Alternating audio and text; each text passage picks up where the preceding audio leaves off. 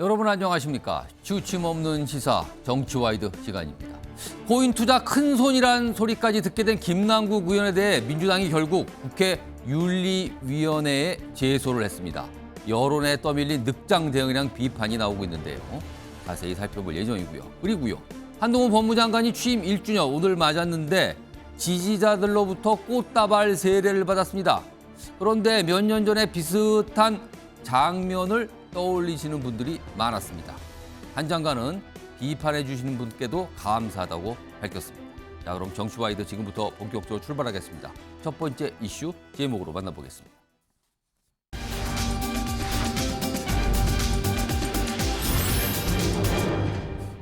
자, 바로 이 제목입니다. 코인 투자 큰 손. 이제 언론에서 이런 표현 씁니다, 지금요. 뭐 상위에 얼마에 들어간다. 김남국 결국 윤리위 제소가 됐습니다. 민주당에서 조금 머뭇거렸다는 비판 받았죠. 오늘 이런 결정이 있었습니다. 자, 먼저 화면 좀 하나 좀 보겠습니다. 오늘 국회 본회의가 열렸는데요. 트루도 캐나다 총리 연설이 있었기 때문에 뭐 열려서 이제 의원들이 참석을 했는데 뭐 여기 보시면 김남국 의원 불참했습니다. 뭐 여기 보면 단말기 접속 뭐 번호 누르라는데 없죠. 이게 공석으로 남아 있는 상태. 이런 모습도 오늘 카메라에 잡혔습니다. 자, 그럼요. 이 윤리 제소와 관련해서 오늘 민주당에서 회의가 끝난 뒤에 설명을 좀 내놨거든요. 그 모습부터 들어보겠습니다. 자, 우리 당은 김남국 의원을 국회 윤리위원회에 제소하기로 했습니다. 지난 의원총회에서 진상조사팀의 조사 결과를 검토해서 윤리 제소를 추진할 방침이었는데요. 또 진상조사를 위한 한계가 분명히 있습니다. 그리고 당의 조사에 상당한 시간이 걸릴 것으로 보여지는 그런 상황에서 지금 더 지체할 수는 없고 윤리위에 제소하는 것이 바람직하다고 판단해서 제소하기로 했습니다. 이재명 대표님께서 지시하신 건가요? 그렇습니다. 자, 일단 뭔가 결정이 됐죠. 물론 국민의힘에서는 먼저 제소했습니다. 그리고 오늘 민주당도 제소를 한 상황 이렇게 돼 있거든요. 자, 그러면은 남은 절차들이 있거든요. 그 내용 좀 보겠습니다. 자, 여기 뭐 복잡하게 이제 무슨 거쳐야 되는 단계들이 있어요. 일단 뭐 숙려 기간 한 20일. 요건 기본으로 가야 되는 거예요. 그리고요. 자문심사위원회라는 것이 있는데 여기서 최대 60일 정도 머무를 수 있다고 그러죠. 그리고 전체 회의 통과되면 본회의까지 가서 뭐 통과되는데 최대로 따지면 80일 정도 걸린다고 합니다. 자, 그런데요. 요 자문심사위원회 요 단계를 놓고 약간 여야가 지금 다른 목소리가 조금씩 오늘도 나왔고 어제도 나왔고 뭐 그렇습니다. 자, 그럼요. 이 사안과 관련해서요. 여야 각각의 입장이 좀 있는데요. 들어보겠습니다. 여야가 김남국 의원에 대한 공동 징계안을 오늘 중으로 발의할 경우에 내일 전체 회의에서 바로 김남국 의원 건을 처리할 수가 있습니다. 공동징계안 제출은 지금 그 부분은 저희 당에서도 절차가 있기 때문에 절차들을 협의하고 결정하도록 하겠습니다. 내일은 윤리위원회 구성하는 절차까지만 하고. 자, 우선 윤기창 국민의힘 법률위 부위원장 나와 계신데요. 지금 국민의힘에서는 요 중간 단계 자문위원회를 생략하고 본회의로 바로 가자. 근데 반면에 민주당은 아니 절차가 있는데 왜 이걸 건너뛰는가? 각각 이렇게 주장을 해요. 근데 속내를 보면 국민의힘에서는 빨리 뭔가를 하고 싶다. 민주당에서는 가능한 뭔가 걸릴 수 있는 시간 다 단계를 거쳐서 좀 천천히 보자. 뭐 이런 분위기거든요. 이거 어떻게 해야 된다고 보십니까, 지금? 근데 아마 자문위를 생략하고 가자라고 하는 것은 빨리 하자라는 애들론 표현 같고요. 실제는 자문위를 거쳐야만 합니다. 그런 이제 국회법에 명시가 되어 있기 때문에 나중에 저렇게 되면 김남국 의원이 이제 혹시나 소송 등을 통해서 이것을 다툴 수 있는 여지가 좀. 또 절차 위반 뭐 이런 거 그렇죠. 말하는 겁니까? 네, 이제 국회의 여러 가지 징계 등 자율 사항에 대해서는 내용에 대해서는 이제 법원에 크게 관여하지 않지만 절차 위반은 관여하거든요. 그렇기 때문에 국회법상 거쳐야 한다라고 이건 당연 규정으로 돼 있어요. 당연 규정. 그래서 거치되 20일 이내이기 때문에 자문위를 거치는 기한을 되게 짧게 가면 됩니다. 왜냐하면 자문위원회에서 할 일이 크게 없어요. 이 사안 같은 경우에는 이미 이제 여러 가지 본인의 해명이나 언론을 예. 통해서 많이 밝혀진 상황이고 진상조사단이나 수사를 통해서 추가로 밝혀지는 걸 기다릴 필요가 없거든요. 예. 현재 나와 있는 사정만 갖고도 징계가 충분하기 때문에 그 나와 있는 사정을 통해서 징계 수위만 결정하면 되는 거라서 예. 자문위원회를 오랫동안 거칠 필요는 없다. 그래서 위원회의 의결을 거쳐서 자문위원회에 거치는 기한을 정할 수 있기 때문에 예. 위원회에서 짧게 기한을 정하는 것이 바람직해 보인다. 이렇게 생각을 합니다. 김영주 전 네. 의원님. 혹시 자문위원회 최대는 60일이에요. 여기서 머물 수 있는 기간이. 이걸 가지고 아마 또 무슨 예의가 나오고 그러면은 민주당 입장에서는 또 이 국민의힘으로부터 또 공격을 받고 그러는 거 아닙니까? 여기 또 오래 머문다고 하면은 이것도 아니, 저희 당이 예. 시간을 끌려고 그런 것이 아니고 예. 지금 예를 들면 뭐 검찰이 보고 있는 그 제명이 정치자금법 위반이나 조세포탈 뭐 이런 부분인데 예. 실제로 보면은 현실적으로 한동훈 장관도 인정했습니다만은 지금 법 체계가 구멍이 많이 뚫려 있어요. 그러니까 법적인 제재를 하는데도 매우 한정적이고 만약 한다 그러면 그야말로 말 그대로 국회 상임위 중이거나 말하자면 청문회 중에 그런 개인적인 어떤 투자를 했다라고 하는 예. 부분이 될 테고요. 그런 부분이 있고 또 실제적으로 그야말로 어떤 뭐 여러 가지 오히려 더 심각한 뭐 조사 결과가 더 말하자면 뭐 자금 세탁이라든지 그런 것까지 나올 수 있는 여지가 따로 있기 때문에 빨리 윤리위에서 결정을 내기에도 좀 어려운 부분이 있다. 그렇게 보여집니다. 자, 그러면 일단 절차는 이렇고요. 윤리특별위원회에서는 징계에 대해서 결정을 하는 거잖아요. 그렇다면 지금 이 가능한 징계가 무엇일까? 이게 또 관심사인데 여기 화면에 있습니다. 일단 가장 가벼운 것부터 무거운 것까지 있어요. 여기 보면 경고 정도, 그러니까 공개적인 경고, 그다음에 공개적인 사과, 요게 좀 있고요. 그리고 30일 이내 출석 정지. 그러니까 국회 나오지 마세요예요. 그러니까 뭐 학교 치면 정학 정도 되겠네요. 대신에 요 기간 동안은 수당 등 이런 게 안 나가는 거죠. 그러니까 불이익을 주는 겁니다. 그리고 가장 강한 거는 제명입니다. 한마디로 말씀을 드리면 의원에서 잘리는 겁니다. 그냥. 근데 이거는요 절차가 더 복잡한 게 본회의에서 처리가 되는데 제적 의원 3분의 2 간단하게 말씀드리면 지금 300명이잖아요. 200명 넘게 참석을 해야지 그래서 찬성하는 표가 나와야 이 제명 결정이 이루어지는 거네요. 그러니까 이건 굉장히 까다로운 조건이 있어요. 자, 그런데 지금 여야에서 지금 제명 뭐 이런 걸 좀 꺼내시는 분들이 벌써 있습니다. 지금요. 그 목소리 들어보겠습니다. 그러니까 우리 정치의 도덕적 파산을 선고한 그 사건이죠. 저는 이제 윤리특위에서 엄정하게 진실 규명을 하고 국회의원직을 빨리 박탈해야 된다고 봐요. 왜냐하면은 이제 제가 중요하게 보는 것은 국회의원인데 국회의원의 의정 활동은 부업 정도로 여기고 뭐 코인업자처럼 그 사적 영리 활동에 매진한 그런 사람을 국회의원직에 그대로 둘 수는 없다고 봅니다. 상임위가 열렸던 시간이지 열려갖고서 내 본인이 발언하고 질의하고 그런 건 아니거든요. 사실은요. 그게 대개 의원들이 발언 시간이 대개 7분 내지는 5분입니다. 그거 하고 나면 대개 밖에 나와서 자기 볼 일도 보고 하는 경우가 많죠. 그렇지 않습니까? 다른 그 진행이 어떻게 되는지 이런 걸 파악하고 해야 되는 거죠. 그리고 어떻게 설명하더라도 정말 잘못된 일이고 국민들에게 사과하고 본인이 그에 따른 정치적 책임을 져야 되죠. 제명까지 할 수 있는 것이죠. 그러니까 형사 책임을 물을 수는 없는 것이고요. 국회의원으로서의 징계 책임은 결국은 이 직을 면제시키는 거 빼앗는 것이 최고죠. 지금 밝혀진 것만으로 봐도요. 이것은 비난 받을 수밖에 없는 아니고요. 책임을 져야 될 것입니다.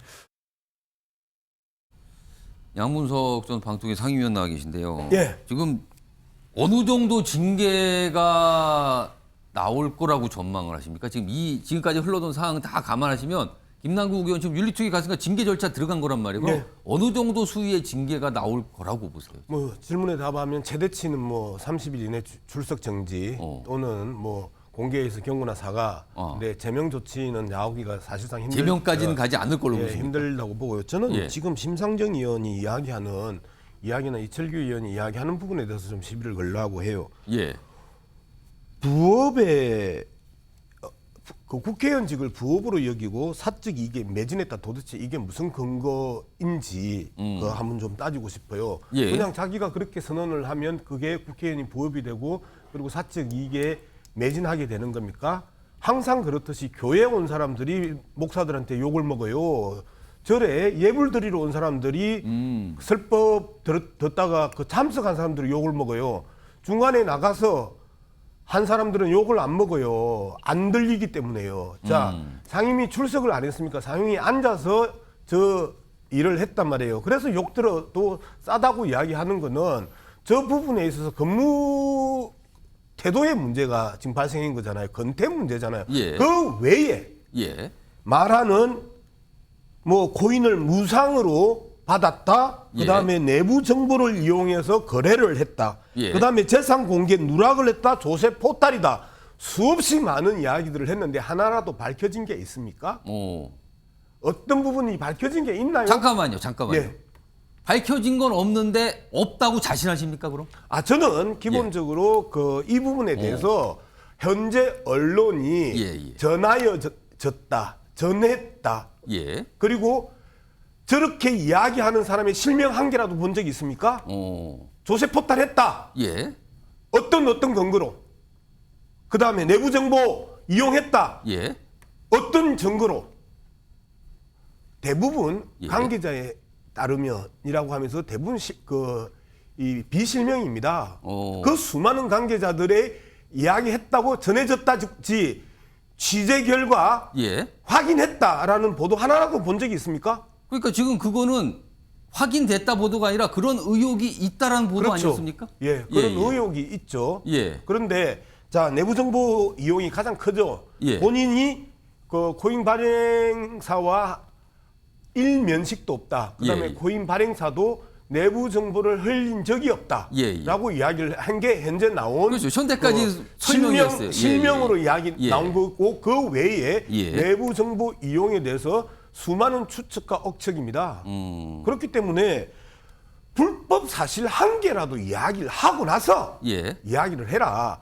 지금은 말 그대로 건태 문제예요. 건태. 예. 근데 건태도 마찬가지예요.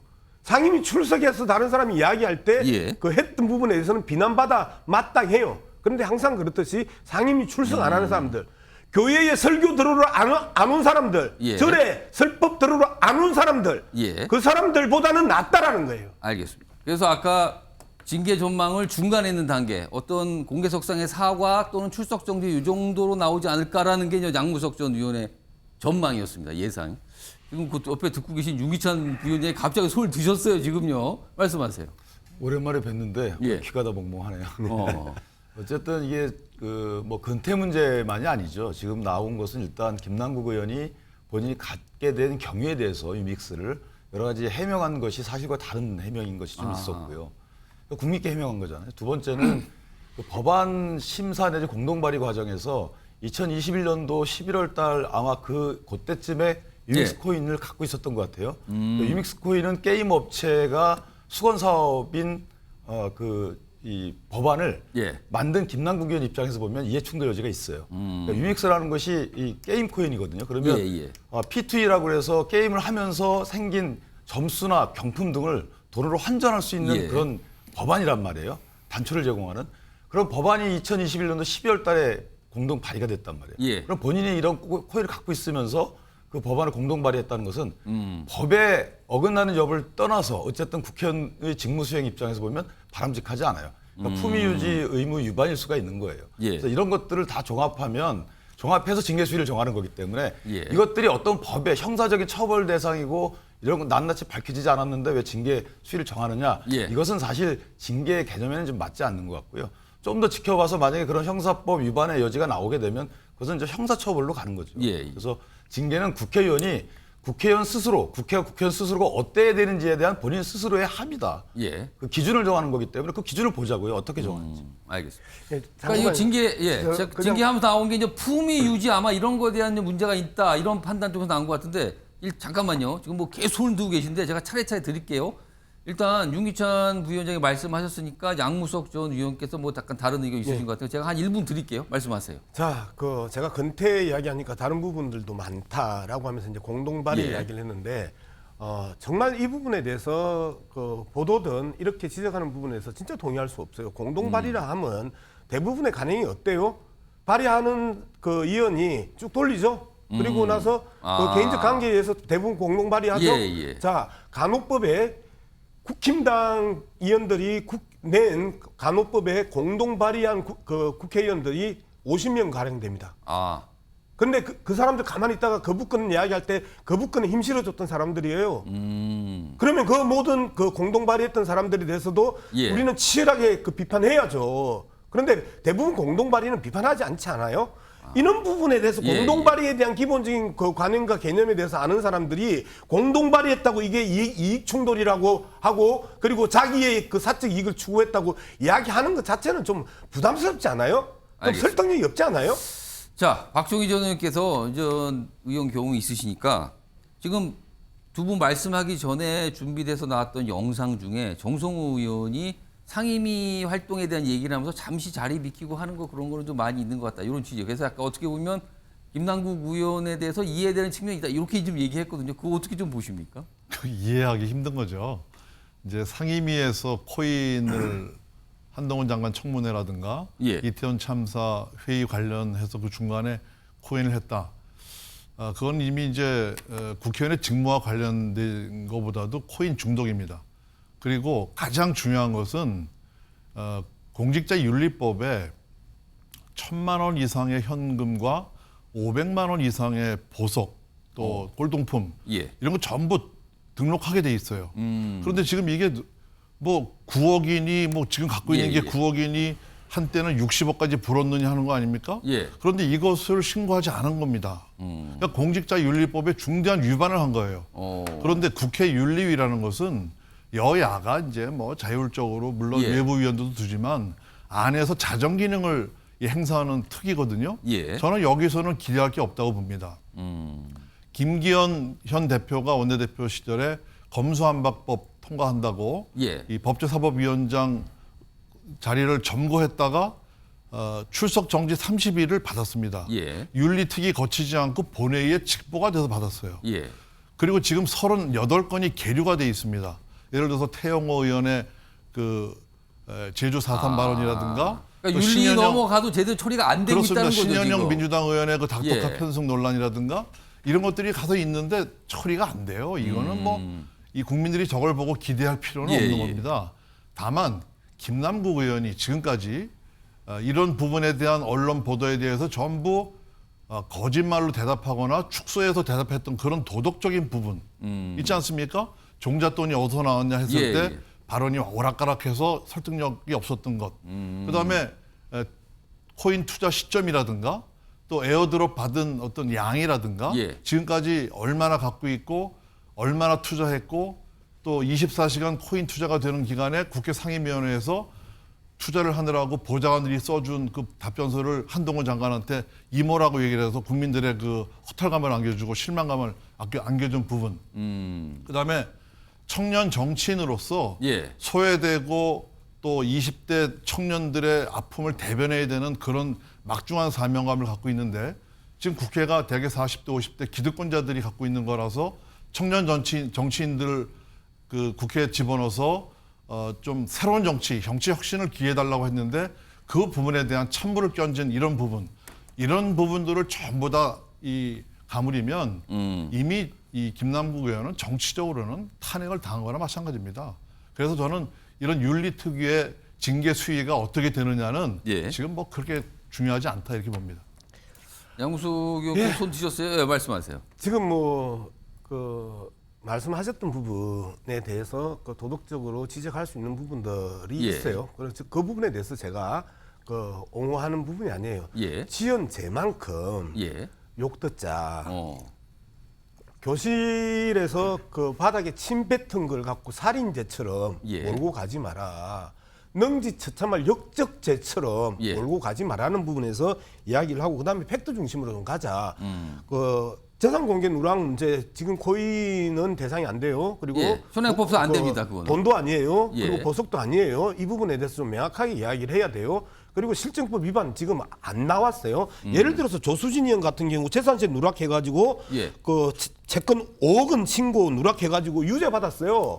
그리고 조수진 의원 그 지금 국힘당 조수진 최고위원 자기 이 국회의원실에 인턴의 사표를 갖다가 예. 그 대리로 써가지고 서울지방노동위원회에서 유죄받고 그 다음에 중앙노동위에서 유죄받았어요. 불법 해고라고요. 자, 이런 부분에 대해서 한마디도 지금 안 해요. 어제 그제 일어났던 일이에요. 예. 자, 이런 실정법을 위반한 예.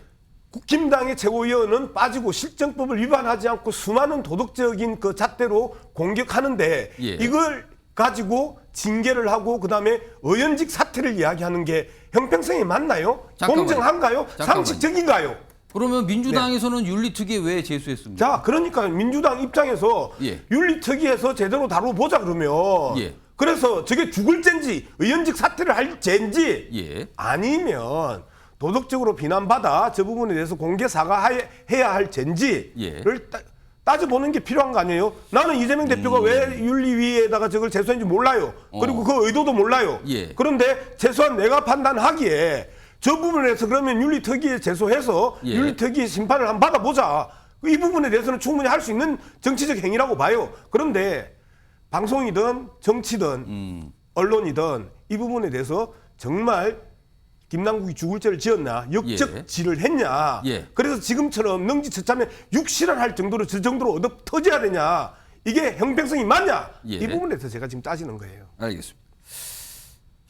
지금 뭐 네 분 쭉 말씀하셨어요. 뭐 결들은 다르지만 각각의 입장, 그다음에 어떤 설명들 다 녹여주셨는데 사실은 이 사태 그걸 뭐라고 부를까요? 뭐 김남국 의원 코인 투자 의혹 사태, 뭐 코인 사태라고 줄여서 부르면요.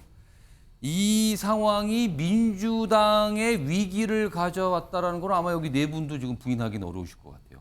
당 자체가 굉장한 위기감을 느낀다고 해요. 지금 당 안팎에서 나온 말인데, 자, 이와 관련해서 과거에 있었던 일과 비교해서 말씀하시는 분들이 오늘 있었습니다. 그 목소리 들어보겠습니다. 기본적으로 두 가지가 저는 비슷한 점이 뭐냐면 국민적인 어떤 정서, 평균적인 정서를 건드렸다는 측면, 이런 측면에서는 비슷한 점이 있는 거 아니에요? 예. 그런데 그런 부분들을 계속 억울하다, 뭐 이런 식으로 이제 계속 시간이 이제 흘러오고 이런 건 아니겠어요? 본인의 억울한 점이 있다면 시간이 가더라도 그것을 나중에 밝히는 그런 태도, 이런 것들이 국민께서 원하시는 눈높이가 아닐까 하는 생각을 좀 저는 가지고 있습니다. 조국 사태 때는 그 윤석열 검찰이 너무 과도하게 사냥 수사를 했기 때문에 거기에 대한 반발이 있었거든요. 근데 지금 김남국 의원 건은 기본적으로 그냥 밝혀진 사실만 놓고 보더라도 그 국회의원이 지금 한 2, 3년 사이에 가상화폐, 가상자산, 코인 투자를 통해서 10억 가까이 재산을 늘렸다는 거. 이거 자체가 국회의원의 직무에 맞질 않아요. 전 더 안 좋다고 봐요. 자, 이 상황에서 지금 앞에 OX 팻말 좀 드렸는데요. 지금 이 코인과 관련된 이 파문, 이게 과거에 있었던 조국 사태보다 더 심각하다라고 보시면 O, 그 정도까지는 아니다라고 하시면 X를 골라서 앞에 꽂아주세요, 지금. 자, 이 사태, 지금 이 코인과 관련된 이 의혹과 논란, 파문, 과거에 있었던 조국 사태보다 더 심각하다? 아니다, 이겁니다, 지금요. 자, 세 분은 O, 그다음에 양우석 전 의원만 지금 X 아니라고 했었어요. 뭐 그 정도 아니라고. 자, 그러면은 일단 얘기를 들어보는데 우선 김영주 전 의원님, 왜 조국 사태보다 더 심각한, 그러니까 그때보다 더 악성일 수 있다 이렇게 판단하시는 건데 왜 그렇습니까? 그렇습니다. 기본적으로는 이것이 사실은 뭐 지금 여론조사상으로 나타나고 있습니다만 20대, 30대들의 예민한 감정을 그냥 그대로, 물론 이 조국 사태 때도 결국 학벌의 문제, 또 말하자면 우리 사회 지도층들이 자기네들끼리 죽어가면서 일제자를 만들고 그런 부분에 있습니다만은 실제로 보면은 그러한 어떤 그 공정성을 뛰어넘는 것뿐만 아니라 실제로 윤리적으로 굉장히 큰 반발을 가져다 주는 거거든요. 또 하나는 민주당을 아주 이류당으로 만들었어요. 이모 이런 말을 해가면서 자기가 코인에 그만큼 투자를 하니까 실제적으로 상임위에 질 높은 국회의원의 어떤 그걸 하지 못한 거 아니겠습니까? 그리고 또 당 자체에서 2개, 3개가 겹쳐져 있다. 그리고 또 나아가서는 이것이 이재명 대표하고 연관성, 예를 들면 이재명 대표는 이재명 대표가 주식 투자했으니까 코인 투자지. 이런 당에 굉장히 안 좋은 더 어떤 비아냥 그림의 대상으로 그 나아가는 대선 뒤에 주식 투자한 거 이것까지 다시 또 연결되고 회자가 된다 이거죠? 네. 이제 그런 거고 실제적으로 내용으로 봐도 굉장히 안 좋거든요. 그러니까 말하면 코인 전문가는 알 수 있는 그것이 어떤 내부 정보까지는 아니더라도 메타콩제에 대해서 투자를 했다. 그래서 사실은 그 업계에서 정말 전문가들이 아는 부분이거든. 그러면 국회의원이 일상적인 일을 하면서 그런 정보를 갖고 투자를 한다. 그것은 비상식적이라고 보는 거죠. 자, 유일하게 X를 고르신 게 양무석 전 의원인데, 그러니까 뭐 제가 질문대로 하면은 그러니까 조국 사태만큼 정도의 파장은 아니다. 그런 정도의 위기를 주지는 않는다. 이건데 어떤 이유에서 그렇습니까? 자, 지금 우리 김영주 위원 말씀하셨는데 국회의원이 코인 전문가는 돼서는 안 되고 그럼 국회의원이 주식 전문가는 돼도 되나요? 그 논리면 많은 사람들이 주식 전문가들이에요. 사실상 그 개미 투자자들. 근데 이 부분에 대해서 많은 국회의원들이 주식 투자를 하고 있어요. 이거는 문제가 안 되고 국회의원이 코인 전문가가 되면 문제가 되나요? 형평성이 안 맞다라는 부분을 먼저 이야기를 하고요. 두 번째, 계속해서 말씀드렸던 것처럼 언론에 의해서 끊임없이 재생산되는 의혹 정폭인데 조국 사태 때는 한 100가지가 나왔어요. 조국 일가의 범죄 행위를 한 100가지를 갖다가 떠들어서 매일같이 도배를 했었어요. 똑같은 그 김남국 현상이에요. 김남국에 대해서 한 10가지를 가지고 계속 부풀리고 이재명까지 연결시켜 나가는 그 아주 집요한 이 작업들이 진행되고 있음에도 불구하고 실질적으로 불법성이 안 드러나기 때문에 미치고 팔짝 뛸 노릇이겠죠. 언론도 그리고 검찰도 경찰도 그리고 비평하는 사람들도 좀 냉정하게 봐줄 필요가 있다. 잘못한 것만큼만 이야기하자라는 부분인데 아예 잘못했다고 제가 이야기하지 않잖아요. 근무 태도에 대한 문제나 몇 가지의 그 자기 발언들에 대한 부분에 대해서는 김남국이 잘못한 거예요. 그런데 그 정도만 갖고 이야기하자. 그리고 딱 한 가지만 역으로 질문해 볼게요. 조수진의 그 행위가 더 나쁘냐? 김남국 행위가 더 나쁘냐? 이거 한번 2개 던져봅시다. 다른 건 그 차이예요. 조수진은 언론을 안 타는 거고요. 김남국은 집중적으로 언론에게 얻어 터지는 거고요. 이 차이입니다. 자, 일단 뭐 2분 의견 다르고 나머지 뭐 2분들도 비슷한 의견이신 것 같아요. 그래서 뭐 박중희 전 의원께도 말씀하셨는데 아까 박수현 전 청와대 이 정부 수석께서 사실 이 사안이 국민 감정선을 좀 건드렸다는 취지의 얘기를 했거든요. 이건 좀 어떻게 보세요? 그렇죠. 그 국민들의 영리를 건드린 거죠. 그 20대 청년들이 이제 코인 투자로 뭐 파산한 청년들이 많은데 국회의원이 그 공인 자격을 이용해서 코인 투자를 해서 수십억을 벌었다. 이거는 용납할 수 없는 거죠. 그 아까 국회의원들 주식 뭐 투자하는 거 자유롭다, 뭐 전문가가 있다 이렇게 얘기했는데 그거 틀린 얘기입니다. 왜냐하면 국회의원들은 자기 업무와 관련이 있다면 주식을 전부 백지 신탁해야지 차명으로 할 수는 있어도 본인 이름을 못하는 거거든요. 이런 상임위 등등에서 연관이 돼서 관련성이 있다라 그러면. 그리고 또 이 국회의원이 그 한동훈 장관 청문회에서 코인 한 거를 가지고 교회나 절에 가서 예배에 불참한 것처럼 그거하고 똑같다 하는 비유도 사실 잘못된 비유고요.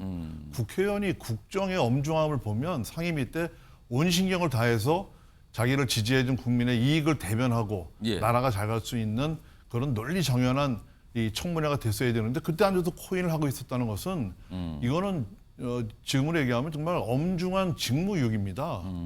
그리고 코인 투자를 정보를 이용해서 했다면 직권 남용이고요.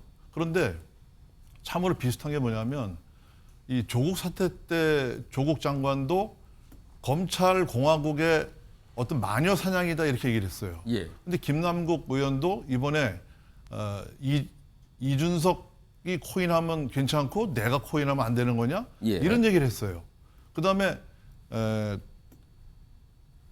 이번에 나온 것은 윤석열 정권의 실정을 덮기 위해서 공작 정치를 한 거다. 예. 이게 정치 탄압이다. 예. 이렇게 얘기했거든요. 이 말에 수긍할 국민들이 있습니까? 저는 김남국 의원의 하는 행태를 이렇게 보면 정말 청년 정치인이 정치를 어디서 배워서 이렇게 국민들을 바보 취급하는지 참 알 수가 없어요. 이게 무슨 바닥에 침 뱉은 정도가 아니고 이것은 예. 도끼로 바닥을 내리찍어서 우리의 기반을 흐트러뜨리는 그런 행위입니다, 이게. 알겠습니다. 아니 근데 자, 지금 잠깐만요. 박종희 지금 의원님 윤기찬 부위원장부터 잠깐 말씀하시고 내가 드릴게요. 예. 뭐 자꾸 조수진 의원 말씀하실래 한마디 보태면 예. 이 국회의 징계라는 게 상대평가가 아니잖아요. 이게 무슨 절대평가인 거예요. 그러니까 어떤 행위에 대해서 그 국회의원들이 어떻게 평가하는지는 그 행위별로 평가를 받아보고 만약에 조수진 의원이 문제가 있다면 죄송하면 되는 거예요. 그러니까 조수진 의원이 아직 안 되고 있기 때문에 김남국 의원은 받지 말아야 된다. 이런 논리는 세상에 없습니다. 아니, 그렇게 이야기한 적은 없어요. 그런 논리 계속 예.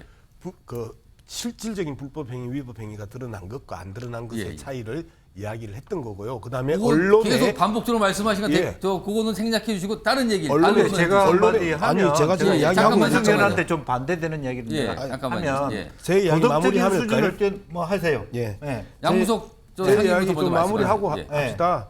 언론의 집중타를 맞는 것과 안 맞는 것의 차이를 이야기를 했던 거고요. 그다음에 예. 지금 이제 그 박종희 전 의원님 말씀하셨던 공인 자격을 이용해서라는 표현, 그다음에 정보를 이용해서라는 표현에 대해서 그 동의할 수 없다라는 거예요. 공인 자격을 이용해서 내부 정보를 이용해서 라고 그 이야기를 계속 그 몰고 가는 부분에 대해서는 예. 고인 발행사도 아니라고 이야기를 했고 본인도 아니라고 이야기를 했고 이 부분에 대해서 어떻게 검증할 거예요? 그러면 압수수색하고 예. 하는 부분들은 아직 남아 있는데 본인뿐만 아니고 내부 정보를 줄 수 있는 고인 그 발행사도 아니라고 이야기를 하잖아요. 자꾸 이러한 잘못된 전제를 갖고 예. 김남국을 몰아가서는 안 된다라는 부분이에요. 아니, 알겠습니다. 평론이에요, 변호예요. 예. 지금 이게 평론입니까, 변호입니까? 잠깐만요. 예. 지금요 이 주제가요 관련 주제가 더 있어요. 예, 예. 제가 한마디 할게요. 발언을 좀 아껴서 그때 하시고요. 예. 김영주 전 의원만 제가 잠깐 드릴게요. 예, 정확하게 왜냐하면 이게 도덕적 수준의 양문석 의원이 얘기하는 것에 일리가 있다고 보는데 예. 문제점은 뭐냐하면 업비트가 FIU에 보고를 했다는 거예요. 예. 수상하다고 보고를 한 거죠. 예, 그런 경우는 극히 드물다. 이것은 윤리의 차원을 뛰어넘는 행위를 하고 있다라는 측면에서 이건 단순한 뭐 윤리적인 뭐 형평성의 문제를 예. 뛰어넘고 있다. 예. FIU 원장이 국회에서 발언한 것은 굉장히 눈여겨볼 만한 예. 그러니까 일반적인 투자자 수준을 뛰어넘는 혹은 오늘 내가 본 그 카이스트 교수 말에 의하면 FIU를 설계한 사람 입장에서는 자금 세탁의 우려가 있다고 볼 수 있다. 예. 그런 부분까지 가기 때문에 물론 이것도 의혹일 수 있고 한 예. 개인의 의견일 수 있지만 단순히 윤리적인 잣대에서 왜 김남국만 갖고 그래 이렇게 얘기하기는 아직까지 알겠습니다. 안 된다. 그러면 지금까지 진행되어 온 상황들 보도를 통해 시작됐고 그에 여러 가지 해명도 있었는데 사실은 뭔가 수상한 정황이 있었다. 이것만큼은 분명한 사실인 것 같아요. 그래서 거기서 출발했고요. 그 이후에 여러 가지 상황, 보도, 해명 이게 반복적으로 지금 진행이 되고 있는 상황입니다. 다음 주제도 이와 관련돼 있는데요. 여기에는 이재명 대표 얘기가 좀 들어가 있습니다. 제목으로 보시죠. 자, 지금 이런 얘기가요. 국민의힘에서 나와요. 더불어 도마뱀 코인 공동체. 그러니까 뭐가 자꾸 뭐 꼬리 자르기를 한다. 이거 뭐 혹시 뭐 같이 연관된 거 아니야? 뭐 이런 의혹 제기를 하면서 나온 표현들인데 여기 밑에 있네요. 이재명 연관성 제기하는 이유. 그러니까 국민의힘이 지금 이 얘기를 계속 꺼내놓고 있거든요. 자, 그럼요. 이와 관련된 목소리가 있습니다. 먼저 확인해 보겠습니다. 이재명 당대표의 사법 리스크 때 김남국 위원을 위시한 철험의 의원들이 저희 친명 그룹을 형성해서 굉장히 옹의를 많이 했습니다. 홍위병처럼. 이 과정을 겪은 상황에서 이재명 당대표가 이 김남국 의원을 바로 손절하고 뭐 가기는 어려운 상황이 아니다 이렇게 생각이 듭니다. 그런 의심이 들면 우리가 제안한 대로 여야 의원들 전수조사를 즉각 실시하기를 요청드립니다. 내가 보기에는 김기현 대표나 그 측근들이 코인 많이 가지고 있지 않을까 생각이 들긴 하네요. 그런 얘기하는 걸 보면. 자, 이재명 대표의 모습가 있었는데 오늘 요 화면 좀 보겠습니다. 지금 국민의힘에서 계속 뭔가를 좀 이렇게 연결지어서 설명하고 있죠. 이재명 캠프 P2E 합법화 공약에 주목해야 된다. 아, 이게 이제 계속 요새 뭐 아시는 분은 알 거예요. 이게 게임 관련된 내용인데 그 옆에 보면 김기현 대표는 이재명 김남국에 왜 끼고 돌았는지 은밀한 흑막이 있는지 궁금하다. 그러면서 계속 의혹 제기를 가게 해요. 자, 이거를 한번 좀 따져 보겠는데 유국찬 변호사께 국민의힘에서 지금 이재명 대표와 이게 연관성이 있는 거 아니냐 이런 의혹의 시선 계속 보내고 있거든요. 어떤 근거는 있습니까 이게? 그간의 P2E 합법화 개입산업진흥법이요. 이게 이제 공동 발의돼서 처리되는 과정, 물론 이제 그 결과적으로 처리되지 않았습니다만은 반영되지 않았습니다만은 저 P2E에 대해서 저것을 합법화할 필요가 있다. 아니면 세국 정책에 불과하다. 이런 말씀을 하셨단 말이죠. 그러니까 그 당시에 그 특보단장을 했던 모 인사도 가상화폐 관련돼서 본인들은 반대했다는 거예요, 내부에서. 그런데 저것을 이재명 대표가 그렇게 갑작스럽게 반대도 불구하고 추진했던 거기 때문에 그렇다면 합당한 근거가 없는 거죠. 예를 들어서 공청을 한다든가 아니면 여론조사를 했더니 이게 더 높다든가 이런 식의 합당한 근거 없이 저렇게 갑자기 이제 추진을 했는데 그 추진한 배경을 보니까 김남국 의원이 당시에 또 온라인 무슨 소통단장 이런 걸 했다는 거예요. 그렇기 때문에 혹시나 김남국 의원과의 건의를 했거나 김남국 의원이 최소한 상의하지 않았겠느냐. 그러니까 여기에 대해서는 해명을 해야 된다 이런 취지죠. 그렇다면 저 P2E 법률안이 미치는 영향이 굉장히 큽니다. 바다 이야기 아시듯이 게임장 아케이드 그 당시에 2004년도에 그것 때문에 사행공화국이라는 소리도 들었단 말이에요. 근데 온라인 게임입니다. 온라인 경우에는 이거 사실은 공간적 개념도 필요 없어요. 그다음 저 사행공화국이라는 소리가 다시 재판될 텐데 저런 걸 그냥 대선 공약으로 내걸었다 그러면 상당히 심각한 고민하에 걸었어야 되는데 그렇지 않았다면 뭔가 이유가 있지 않겠느냐라는 이제 의심에서 비롯된 문제 제기라고 봅니다. 김영주 전 의원님. 저는 이제 이런 부분은 제가 공감할 수가 없어요. 왜냐하면 기본적으로 이 사항은 윤석열 공약과 이재명 공약 거의 비슷했습니다. 사실 물론 하태경 의원도 부분 할 뻔했다까지 얘기가 나왔기 때문에 대선 당시에 양쪽에서 다 고민했던 내용들이다. 제가 관련 업계에 있는데 그런 부분은 다만 제가 문제 삼는 거는 그런 일을 함에 있어서 김남국 의원이 그런 고의를 갖고 있었다면 문제가 된다는 거지. 윤석열 NFT 없었습니까? 이재명 NFT 다 있었습니다. 마지막에 다만 무슨 캠프 담장 오늘 아침에 봤습니다만은 게임 학계의 의견이 다소 보수적입니다. 근데 블록체인 학계라든지 디지털 말하자면 그 파이낸스 하는 분들은 토큰 이코노미 일환에서 실제로 중국하고 한국 뭐 베트남 정도만 맡고 있지 전 세계가 이게 가능한 한딴 새로운 사업이다. 실제로 보면 네거티브 시스템으로 가자. 왜 로비하고 하는 것에 대해서 그걸 갖다가 의욕적으로 코인 공동체라고 얘기하는 저는 그걸 받아들일 수가 없다는 거죠. 그래서 그 답은 정확합니다. 이재명 대표가 얘기한 것처럼 코인 전수조사하면 나오는 얘기예요. 지금 그 공격이 뭡니까? 김남국과 이재명이 코인 갖고 자기 배불렸다 그 공격 아닙니까? 저는 그게 동의하지 않습니다. 알겠습니다. 그 당시 대선 때 나왔던 그런 걸 찾아보면 된다 이 말씀인데 그럼요. 이런 가운데요. 최근에 김남국 의원이 뭐 워낙 코인이 많이 등장하는데 마지막으로 거의 등장했던 얘기가 바로 이거예요. 김남국 의원이 신생 코인에 30억을 투자했는데 이게요. 원래 갖고 있었던 위믹스라는 코인 이게 처음에 시작된 코인인데 여기에 있는 이 위믹스 코인을 신생 코인인 이게 클레이페이라는 거하고 바꿨다고 합니다. 30억 원어치랍니다. 출시 한 달 된 신생 코인을 거액을 이거 투자를 바꾼 거예요. 그러면 상식적으로 이게 도대체 이런 거액을 투자하는 거는 단순히 투자의 배포가 커서 그런 거냐? 아니면 뭔가 있었던 거 아니냐? 이런 의혹제가 또 나오는 겁니다. 이거 양무석 전 의원님, 양무석 전 의원 같으면 30억씩 이런 데 투자할 배포 있으세요? 그 정도 돈이 없어요. 만약 있으시면? 나는 1조가 있으면 드라마에 투자할 거예요. 아니, 그런 글을 썼는데 아니 그거는 저한테 물어볼 내용이 아니에요. 돈 30억이 있는데 너 어떻게 쓸래? 라고 하면 수많은 고민들을 할 것 아니에요. 내가 정확하게 알고 거기에서 전문 지식이 있고 그리고 거기에 대한 기본적인 나의 예측이 가능한 종목에 내가 넣을 거 아니에요. 전문가 입장에서. 그렇겠죠. 그러면 저희 입장에서는 방송이나 통신에 투자를 하겠죠. 그 부분에 대해서 제가 다른 영역보다는 잘 알고 있기 때문에. 잠깐만요. 그거는 양무석 전 의원의 말씀인데 앞에 보면 다시 한번 보여주세요. 이 상황을 보고 밑에 두 가지 물음표가 있죠. 이렇게 의심하는 게 비합리적입니까? 저렇게 의심할 수도 있어요, 저거는. 예. 그 부분에 대해서는 내가 동의한다니까요. 의심은 할 수 있는데 예. 저게 사실이냐 이야기하면서 전제하고 이야기할 수는 없다라는 거예요. 예. 그렇잖아요. 여기서 문제가 되는 건 예, 그렇습니다. 이제 사실 일반적인 투자자는 실제로 거래소를 하나 사용합니다. 그런데 지금 저 위믹스와 관련해서는 업비트에서 아직 상장이 안 됐기 때문에 비스무로 갈아탔고 다시 업비트로 빼가지고 그것을 또 이게 카카오페이거든요.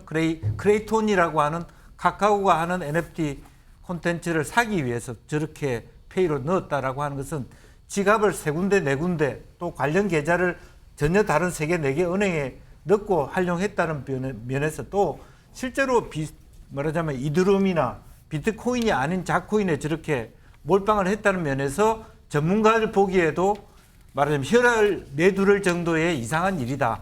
이제 그런 부분이 나왔고 또 메타콩즈 같은 경우도 메타콩즈라고 하는 프로젝트가 사실 NFT 프로젝트인데 NFT는 없이 메타콩즈 페이만 샀다는 것도 비정상이다.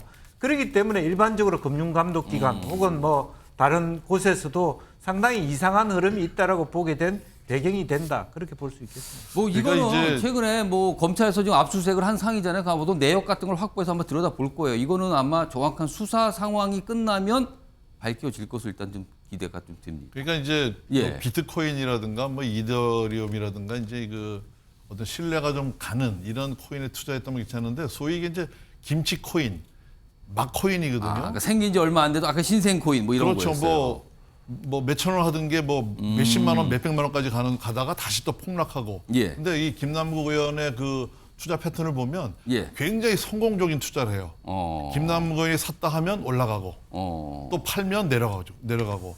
그리고 이제 이재명 대표의 연관성 얘기는 이재명 대표가 그 과거에 이제 문재인 대표, 민주당 대표 시절이라든가 송영길 대표 시절에 이런 국민적인 공분을 사는 어떤 상황이 떨어지면 굉장히 신속하게 대응을 하는데 예. 이번에 김남국 의원은 전혀 그 빠른 대응, 발빠른 대응을 못했어요. 계속 뒤따라가는 대응. 예. 그래서 당내에서조차 리더십의 실종이다. 이렇게 얘기를 하니까 이제 이재명 대표와 무슨 연관이 있는 거 아니냐.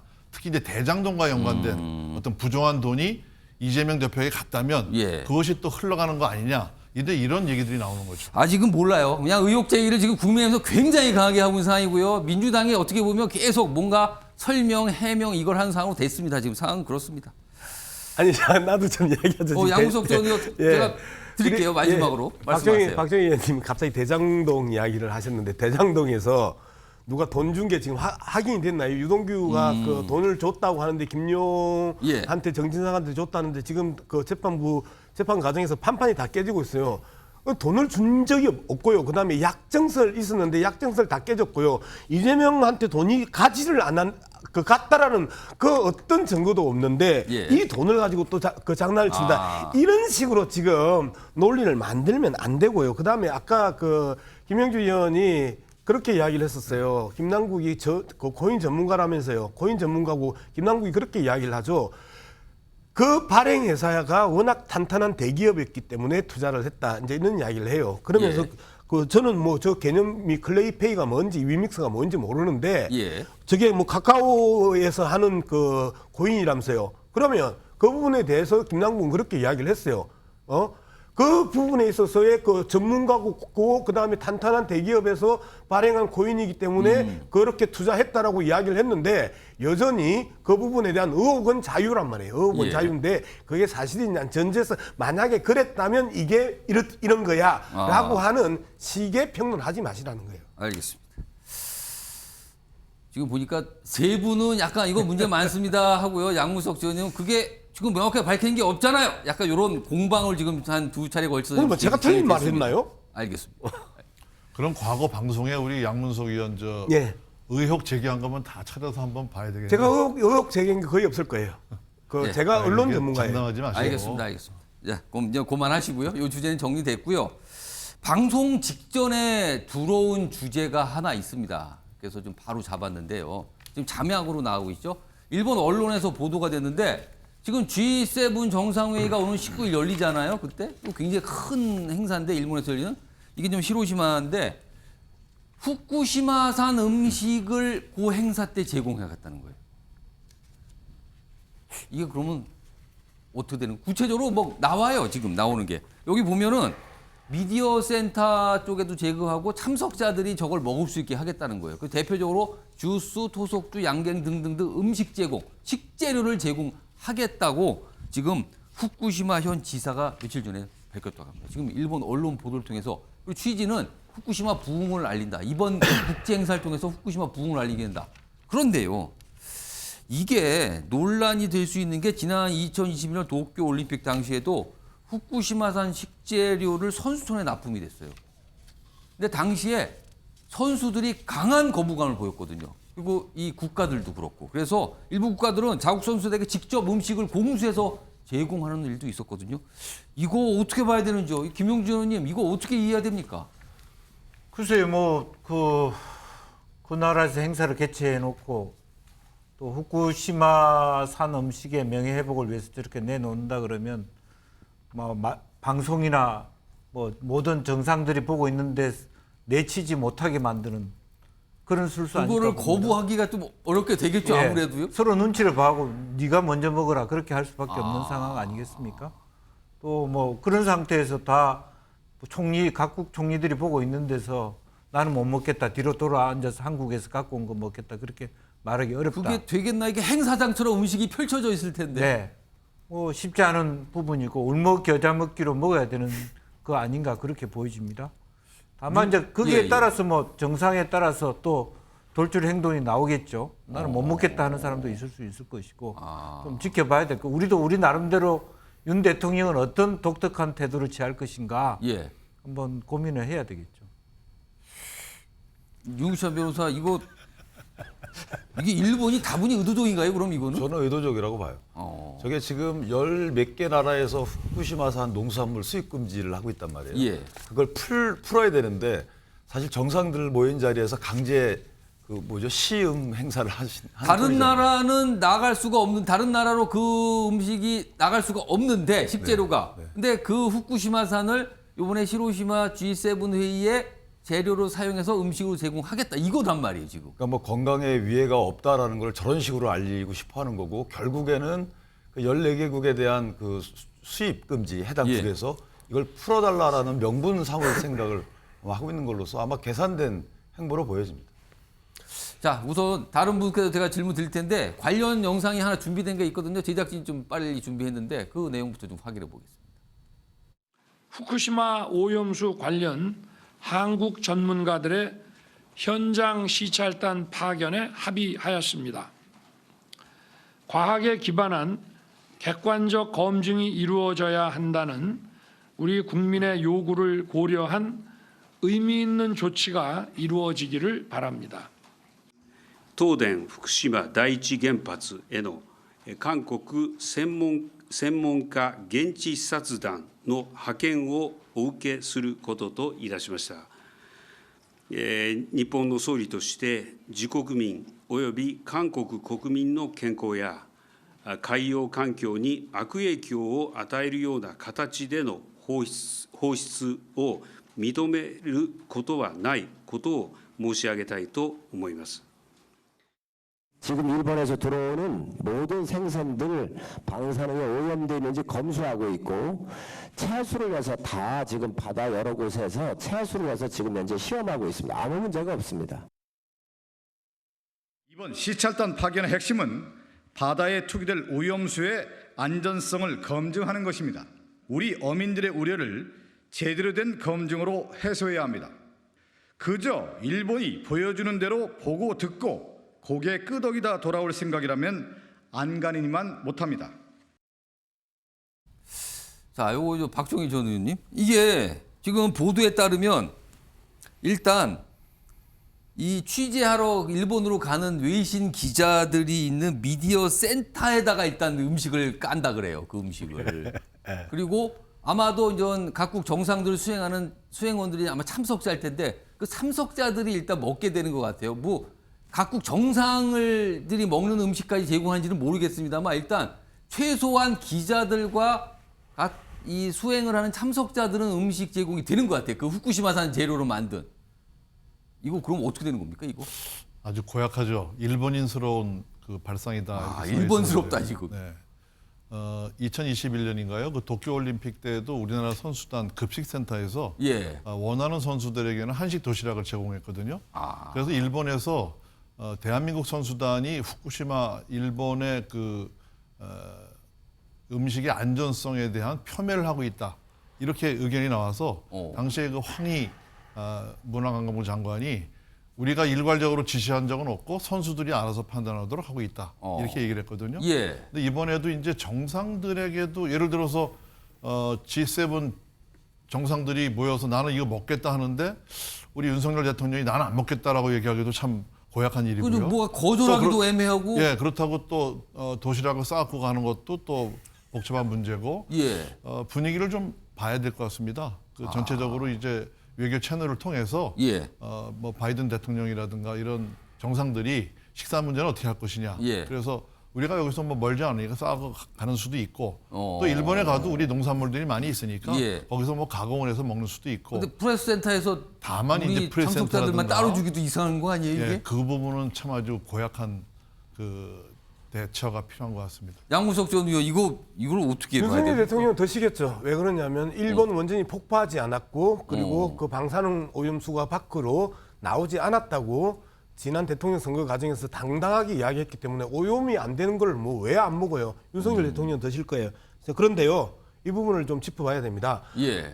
한 10개국 정상이 이번에 가잖아요. 그 졸지에 실험지가 된 거예요. 실험 그다음에 대상이 된 거다. 예, 기자들이 실험쥐가 된 거예요. 자, 최근에 그 일본에서 계속해서 그 농산물 오염되지 않았다라고 예. 이야기했는데 그 일본에서 이 조사했던 내용들을 다 대한민국의 환경운동연합이 다 똑같이 조사를 했었어요. 예. 그 후쿠시마 근처에 있는 7개 시군의 그 농산물의 21%가 예. 방사능 오염 기준치를 다 넘었어요.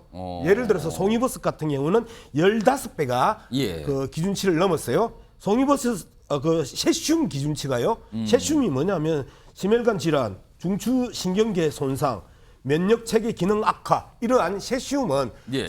일본 후쿠시마 근처에서 채취한 송이버섯 세슘 기준치가 15배가 넘었어요. 자, 이러한 것들을 가지고 와가지고 기자들에게 그리고 수행원들에게 그리고 G7 플러스 3니까 각국 정상 10명에게 예. 먹이겠다라고 하는 저 못된 시도도 문제지만 윤석열 대통령 드셔야죠. 왜? 오염이 안 됐다고 이야기를 본인이 이야기를 했고 그걸 가지고 밀어붙이고 있으니까. 이 보도가 나온 지 몇 시간 안 됐어요. 그렇기 때문에 아마 구체적인 반응은 없을 텐데 이게 각국에 아마 알려지게 되면 여러 반응들이 있을 것 같아요. 그 내용 좀 한번 기다려 보도록 하겠습니다. 글쎄요. 이게 뭐지? 약간 이런 생각은 들긴 합니다. 지금 상황에서는요. 자, 다음 주제 역시 제목으로 준비되어 있습니다. 보시죠. 자, 1년 한동훈. 여기서 1년은 취임 1년을 말하는 거죠. 근데 꽃길 출근을 했다 그러죠. 근데 이 꽃길이요. 과거에 많이 이 꽃길 걸었던 분이 있다고 그래요. 여기 보면 윤의 길일까 추의 길일까. 이 두 분도 당시에 뭐 화한, 꽃바구니 뭐 이런 게 좀 화제가 됐던 인물인데 오늘 이런 모습이 있었다고 그러네요. 자, 그럼요. 일단 사진 좀 보시죠. 어떤 모습인지 사진으로 좀 설명드리죠. 이겁니다. 이게 지금 법무부 총사 앞인데 이렇게 꽃바구니가 놓여 있군요. 여기 보면 취임 1주년 축하하는 꽃다발. 그리고 한동훈 장관이 또 이걸 보면서 출근을 했어요, 지금요. 다음도 좀 보겠습니다. 여기에 근데 꽃바구니가 리본이 있는데 여기에 뭘 막 써 있어요. 여기 보면 이게 뭐죠? 가운데 한동훈 21대 대통령. 이거 무슨 소리입니까 지금? 뭐 미래를 갖다 오셨나 보죠. 왜 이런 걸 써놨어요? 옆에 보면 눈부시게 빛나는 한동훈 장관. 뭐 극찬 이런 걸 써놨어요. 옆에 또 가겠습니다. 여기 보면 알기 전후로 나뉜다 한동훈 사랑해. 이건 대단한 팬이 쓴 거 아닌가 싶기도 한데 뭐 이런 걸 사랑한다는 평가에 나왔어요 지금 여기에. 자, 그럼요. 오늘 이 법무부 앞이 어떤 모습이었는지 그리고 이걸 본 한동훈 장관이 뭐라고 얘기했는지 영상으로 준비되어 있습니다. 보시죠.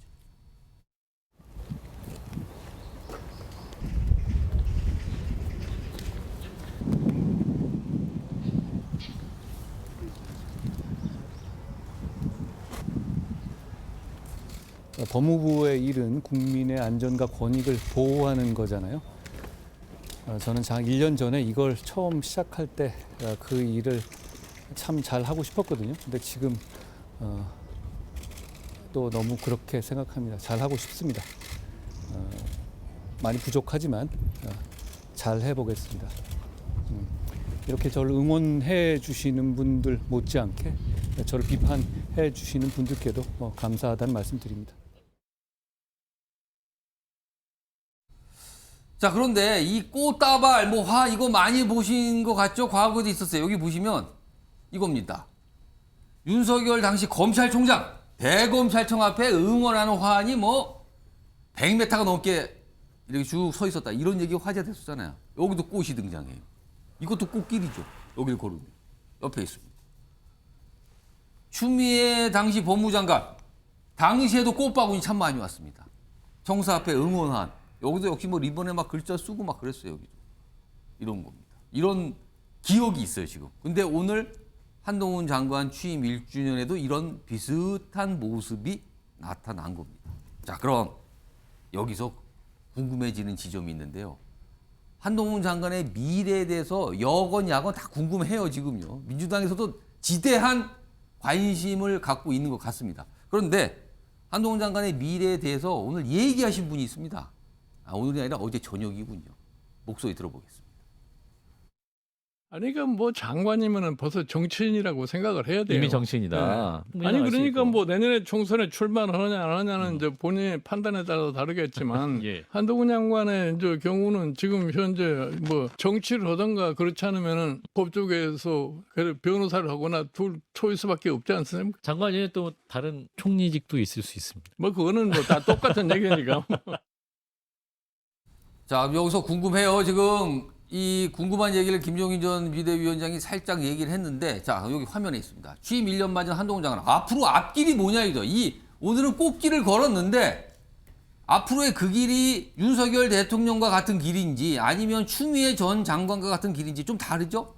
뭐냐는 거죠. 여기 보면 보기도 비슷한 게 있네요. 총선이냐, 아니면 장관하다가 총리를 가는 거냐, 아니면 대권이냐, 등등등등입니다. 물음표도 있죠. 이 물음표에 과연 패널 분들께서는 어떻게 생각하시냐 이거죠. 어떻게 생각하시냐 이거죠. 자, 이선 김용주 전 의원님. 네. 한동훈 장관의 앞으로의 앞길은 뭡니까? 뭐로 전망하십니까? 글쎄요, 사실은 이제 국민의힘이 굉장히 어려워지면 마지막에 차출할지는 모르겠습니다만 지금 보면은 이 한 장관이 총선에서 빛나는 성적을 낼 가능성이 그렇게 높지 않아 보입니다. 또 본인도 그걸 별로 원하는 것 같지 않고. 만약에 총선에 나간다면? 네. 다만 이제 자기 지역구 하나는 챙겨올 수 있겠죠. 예. 그러나 큰 틀에서의 리더십을 가지고 전체 총선에 이끌 수 있는 그런 부분은 아니라고 보여지고, 다만 비례대표를 하면서 전국을 돌아다니는 얼굴마담 스타로서의 노력을 할지는 모르겠습니다만은, 그러나 그런 길은 당분간은 윤 대통령을 안 시키고 싶다라고 하는 부분인 거고. 그러니까 정치권으로 들어가는 길 쪽은 아닐 것 같다. 본인도 아직은 굳이 내가 왜 이제 이런 부분일 거라고 보여집니다. 그러나 이제 기본적으로 보면 총리를 한 번 더 시키거나 어쨌든 장관을 시키고 싶은 게 대통령 생각이라고 보여지는데, 그럼에도 불구하고 모락모락 윤석열 신당 얘기가 나온다면 정계 개편의 이야기라든지 또 여러 가지 어떤 내부적인 이야기들이 나온다 그러면 한동훈을 안 쓸 수 없는 지경에 갈 수도 있다. 저는 그렇게 봅니다. 윤찬 변호사는 어떤 길이 보이십니까 지금? 전 추미애 장관의 길을 갈 것 같아요. 뭐죠? 그러니까 추미애 장관의 길은 뭐죠? 추미애 장관이 의도했던 길이죠. 그러니까 추미애 장관이 여당 당대표를 한 이력에도 불구하고 법무장관에 갔잖아요. 그러니까 법무장관을 통해서 어떤 행정력을 기르고 뭔가 큰 뜻을 품었을 것 같아요. 그러니까 한동훈 장관도 만약에 윤여준 씨가 옛날에 얘기했던 것처럼 본인은 지금 윤석열 대통령의 그 당시 정치 상황은 사실은 이제 정권 교체라는 국내 열망을 표현한 거였잖아요. 근데 그런 상황이 아니기 때문에 한동훈 장관은 국무총리 등 행정의 길을 가다가 다른 길로 가야 될 것 같아요. 윤여준 장관이 예상했던 것처럼. 이건 저희 추측이지만 한 장관은 보수의 표심을 모으는 이런 힘은 있습니다. 그러니까 어떤 중도의 어필력은 없지만 그렇다면 윤석열 대통령 입장에서 보면 그것 또한 총선에서 메리트예요. 그러니까 본인이 보수에 대해서 강력한 소구력이 없기 때문에 예. 그리고 한 장관을 총선을 통해서 어떤 그 보수의 표심을 매집하는 예. 이런 소구 어떤 도구로 쓸 것인지 아니면 한 장관 본인의 뜻, 본인의 길을 위해서 총리 쪽으로 갈 것인지 이걸 합친다면 국무총리는 국회의원이 겸직할 수 있습니다. 그러니까 총선을 통해서 국회의원이 된 뒤에 그다음에 국회의원 겸직 국무총리도 가능한 길이 아닌가. 그러니까 막 극한적으로 생각을 한다면 예. 그러니까 결국은 저는 행정의 길을 통해서 뭔가 본인이 갖고 있는 소신을 피지 않을까 이렇게 생각을 합니다. 모르죠, 뭐 지금 말은 많으나 뭐 아무도 몰라요. 그리고 한동훈 장관도 관련 질문 받으면 이렇게 똑 부러지게 얘기는 안 하거든요. 지금 법무장관 지금 충실하고 있습니다. 할 일 많습니다. 유동도지 뭐 안 한다 한다는 얘기는 안 하거든요. 그러니까 뭐 지켜보는데 오늘 워낙 꽃바구니가 많이 와서 많은 분들이 옛날에 꽃바구니 많이 받으신 분이 또 있었는데 똑같네요. 이런 얘기를 참 뭘 많이 하더군요. 이런 내용이었습니다. 이 정도로 좀 정리하고요. 오늘 광주에서 행사가 좀 크게 있죠. 내일 이제 5.18이기 때문에 뭐 좀 여야 뭐 정치권 뭐 다들 현장에 가 있다 뭐 이런 얘기 좀 들리고 있는데 일단 이와 관련된 모습 뭐 영상부터 좀 들어와 있는데요. 확인해 보겠습니다.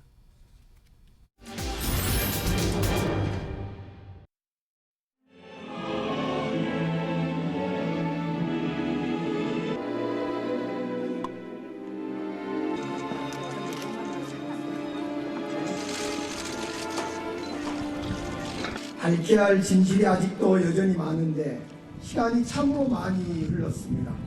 5.18 영령께 한없는 죄스러움을 갖습니다. 학살 주범 장사대의 사과가 아니었기에 5.18 유가족들이 받은 상처는 쉬쉬게 내려가기 어려울 것입니다. 그럼에도 불구하고 광주는 그의 어깨를 쓰다듬어 주었습니다.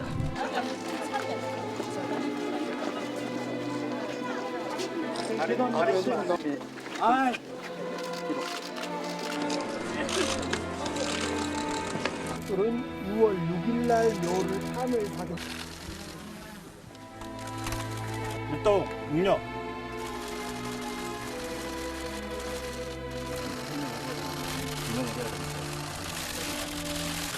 참 희생이 많았습니다. 다시 또 희생자들이 발생하고 있어서 안타깝네요.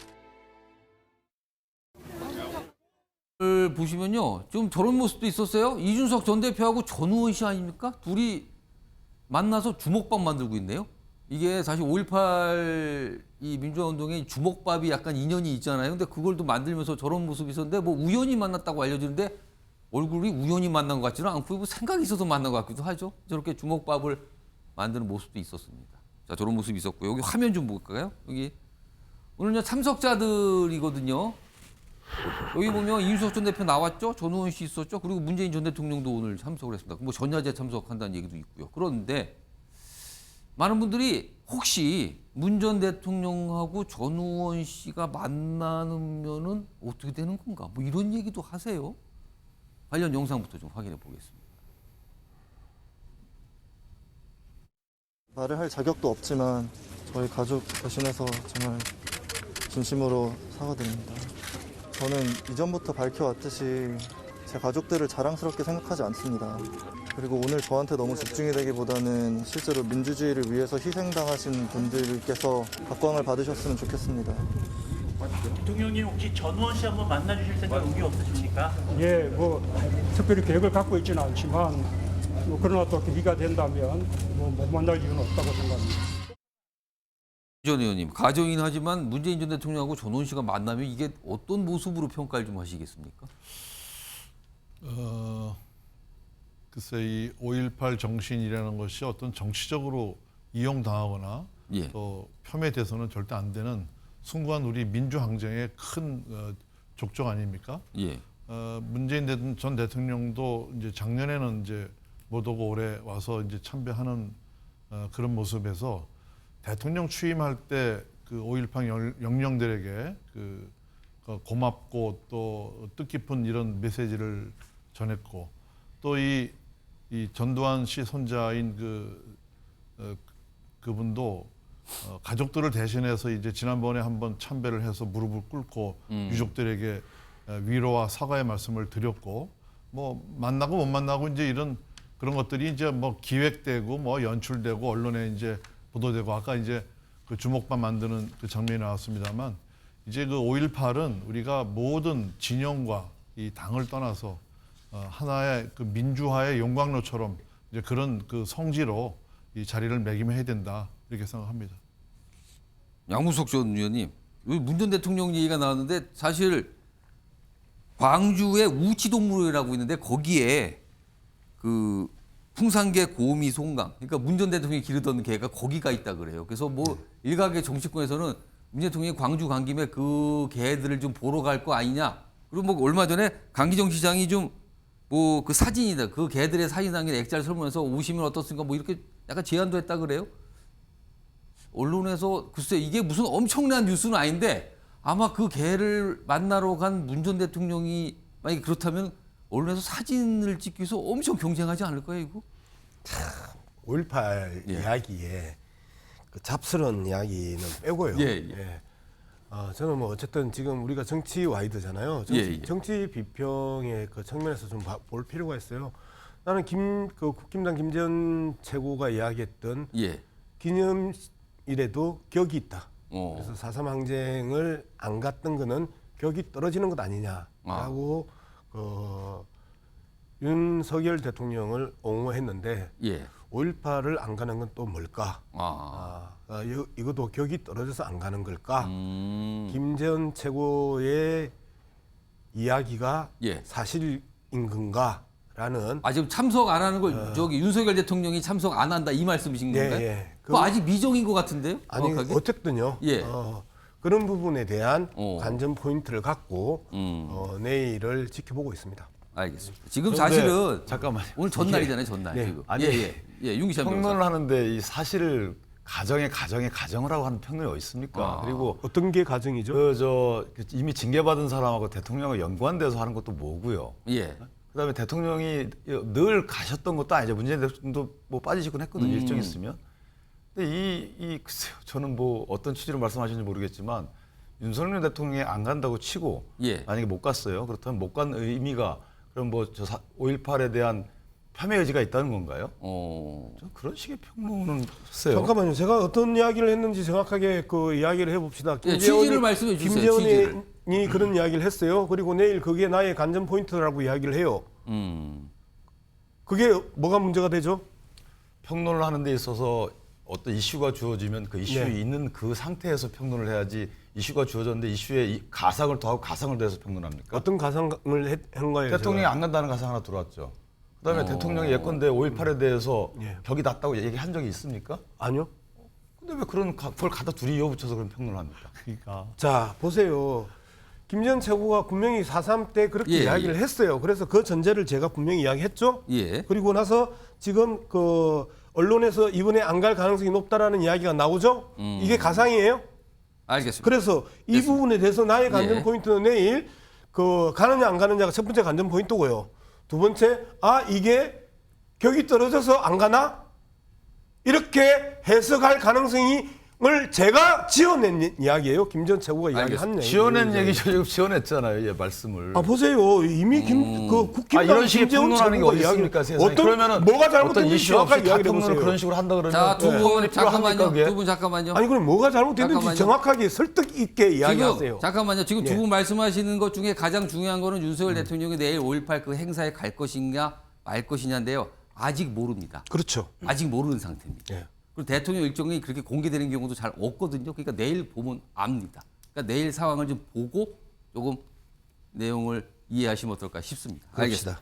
그 또 하나 덧붙이면 그 문재인 대통령이 청와대에서 기르던 개를 이제